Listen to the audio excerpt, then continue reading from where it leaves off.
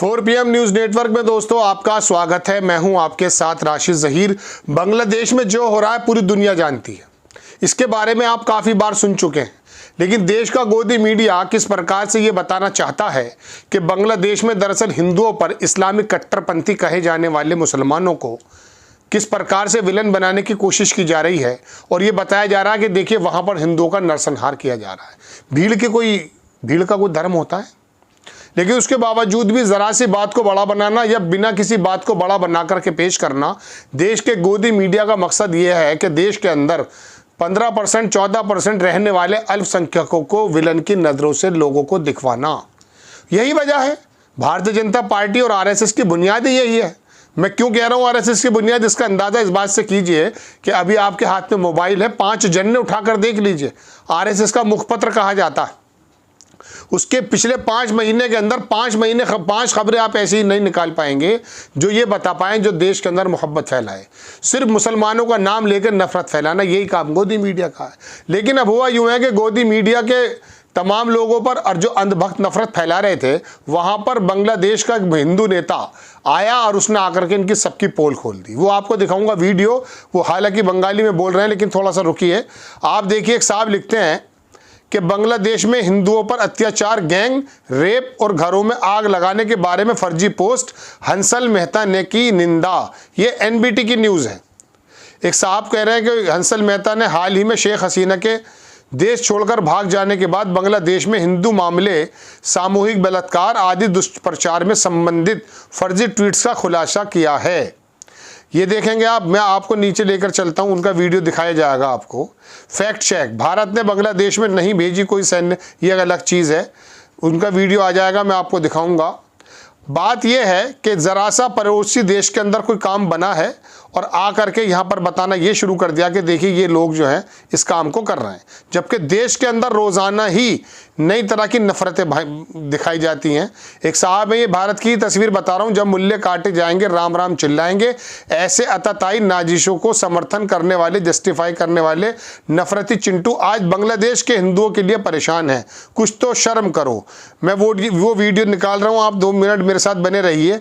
और कई सारी चीज़ें ऐसी भी देखी गई हैं, ये देख सकते हैं आप कि बांग्लादेश की ढाका यूनिवर्सिटी की स्टूडेंट ने दैनिक भास्कर से कहा कि इंडिया मीडिया द्वारा आंदोलनकारियों के बारे में झूठा प्रोपेगेंडा फैलाया जा रहा है, जबकि हकीकत यह है कि आंदोलन से जुड़े छात्र खुद मंदिरों और हिंदुओं के घरों के आगे तैनात हैं ताकि इंडियन मीडिया द्वारा फैलाए जा रहे झूठ से बांग्लादेश में घृणा ना फैले।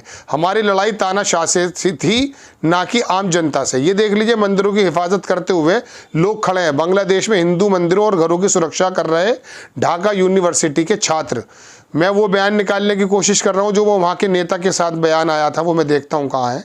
हालांकि ये देखिए आ गया, सभी धर्म, हिंदू कार्य स्थल और हिंदू धार्मिक स्थल सुरक्षित हैं।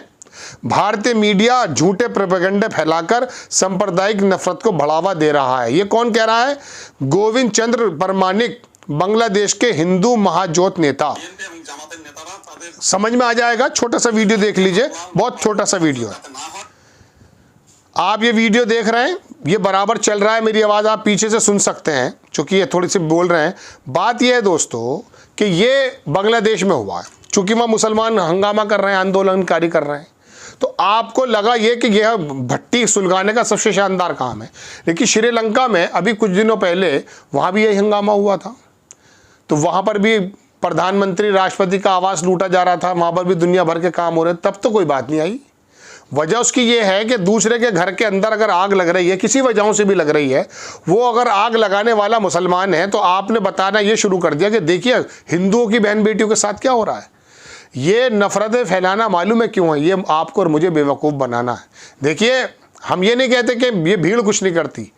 ऐसे भारत के अंदर हज़ारों दल बने हुए हैं जो रात दिन मस्जिदों के ऊपर चढ़ रहे हैं, मदरसों के ऊपर चढ़ रहे हैं, गलत गलत बयान बोलने की। इसका मतलब ये तो नहीं है कि पूरे हिंदुइज्म या पूरी हिंदू जमात जो है उसके अंदर कल्प्रिट हो जाएगी। नहीं, उनको रोकने वाले भी हिंदुइज्म को मानने वाले हैं, उनकी बुराई करने वाले भी हिंदुइज्म को मानने वाले हैं। इसीलिए तो भारत बना है।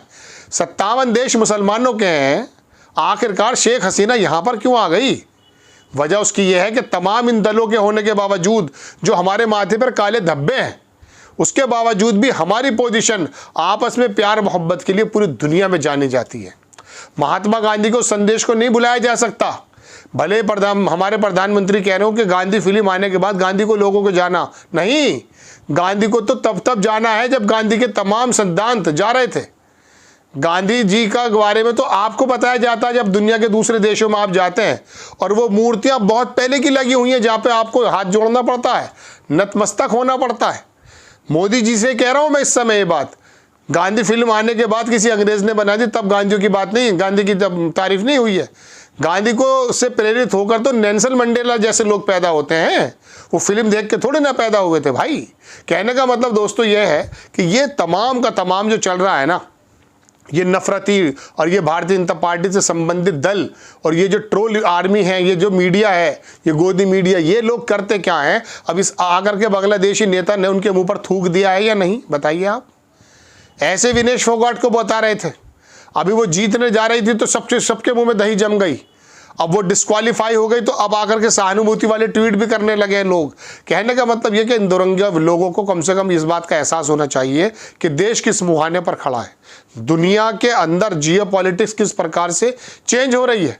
इनको इन्हीं बात की लग रही है। दल निकल आते हैं सड़क पे, ये नारे वो नारे, मतलब ये देश को कहाँ ले जा रहे हैं आप। बांग्लादेश के अंदर अगर ये हो रहा है तो उसकी नीतियाँ समझिए ना। उसने अपने नेताओं को किस प्रकार से जेल में डाला है, वो किस तरह से तानाशाही पर उतर कर आ गई थी। उसका बाप जिसने बांग्लादेश की नींव रखी है उसके मुजस्समे तोड़ दिए उन आंदोलनकारियों ने। वजह उसकी क्या, वो आतंकवादी हैं या आंदोलनकारी, छोड़ दीजिए। हम हिंसा के बारे में किसी को जो है प्रमोट नहीं करते, गलत तो गलत है, लेकिन मैं बता रहा हूँ जब तानाशाही हो जाती है तो ताज उछाले जाते हैं। तो दोस्तों बात यह है कि कहीं कुछ भी हो जाएगा, आप छोटी सी बात को ला करके वहाँ जोड़ना शुरू कर देंगे। अब आकर के बांग्लादेश के जो नेता ने बात कही है, ईमानदारी से बताइए क्या उन लोगों के मुंह पे तमाचा नहीं है? और गोदी मीडिया इस बात को उड़ाने पर लगा हुआ है, बताने पर लगा हुआ है। और उसके अलावा फिर जो ट्रोल्स हैं, ये तमाम लोग इस काम को बता रहे हैं। अरे भारत के मुसलमानों ने जाके शेख हसीना के घर में आग लगा दी भाई क्या? अरे यहाँ तो मंदिरों पर भी चढ़ रहे हो, मदरसों पर भी चढ़ रहे हो, पथराव भी कर रहे हो, यात्राओं के अंदर हथियार भी निकाल रहे हो, तब भी वो शांत है। कहीं कहीं छोटी मोटी पत्थरबाजी का आरोप है, उसके बाद उनके बुलडोजर लगा के घर तोड़ दिए जाते हैं। बताइए इससे ज़्यादा सहिष्णु और कौन सी कौम मिलेगी आपको? आपको खबर कैसी लगी अपनी राय कमेंट्स बॉक्स में ज़रूर दीजिए। चैनल को सब्सक्राइब कीजिए, शेयर कीजिए। नेक्स्ट टाइम में किसी खबर के साथ हाजिर होता हूँ। जय हिंद।